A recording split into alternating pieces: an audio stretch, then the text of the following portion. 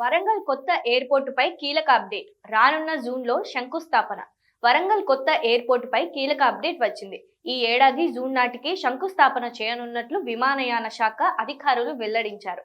తెలంగాణలో ఎయిర్పోర్ట్ల పనుల పురోగతిపై కేంద్ర మంత్రి కిషన్ రెడ్డి విమానయాన శాఖ మంత్రి రామ్మోహన్ నాయుడుతో ప్రత్యేకంగా భేటీ అయి చర్చించారు.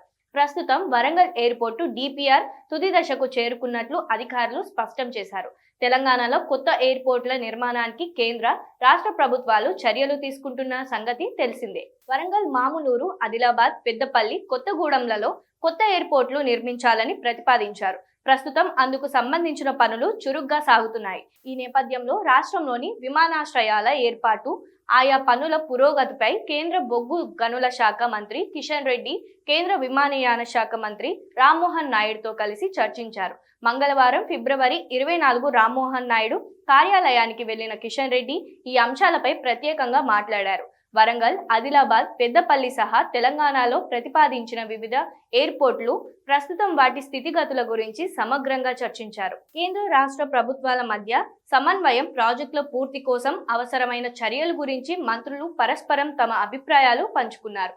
విమానాశ్రయ నిర్మాణ ప్రాజెక్టులు ఏమాత్రం ఆలస్యం కాకుండా నిర్దేశిత గడువులోగా పూర్తి చేసేందుకు ఎప్పటికప్పుడు రివ్యూలు నిర్వహించి ఇబ్బందులను తొలగించుకోవాలని ఈ భేటీలో అధికారులకు సూచించారు. ఈ సందర్భంగా వరంగల్, మామునూరు ఎయిర్పోర్ట్ కోసం ఇప్పటికే 953 ఎకరాల భూమి అందుబాటులోకి వచ్చినట్లు అధికారులు మంత్రులకు వివరించారు. 2500 మీటర్ల రన్వే నిర్మాణం చేపట్టనున్నట్లు వెల్లడించారు. ప్రస్తుతం ఈ project design, scope of work, DPR ఖరారు చివరి దశలో ఉందని అన్నారు. ఈ ఏడాది జూన్లో శంకుస్థాపన చేసేలా కార్యాచరణను సిద్ధం చేస్తున్నట్లు తెలిపారు. పెద్దపల్లి విమానాశ్రయం కోసం 980 ఎకరాల భూమిని గుర్తించామని airports authority of India chairman వెల్లడించారు. దీనికి సంబంధించిన ఫిజిబిలిటీ స్టడీ కూడా జరుగుతున్నట్లు చెప్పారు. ఆదిలాబాద్ ఎయిర్పోర్ట్ కోసం భూసేకరణ ప్రక్రియ ఇంకా ప్రారంభం కాలేదని అన్నారు.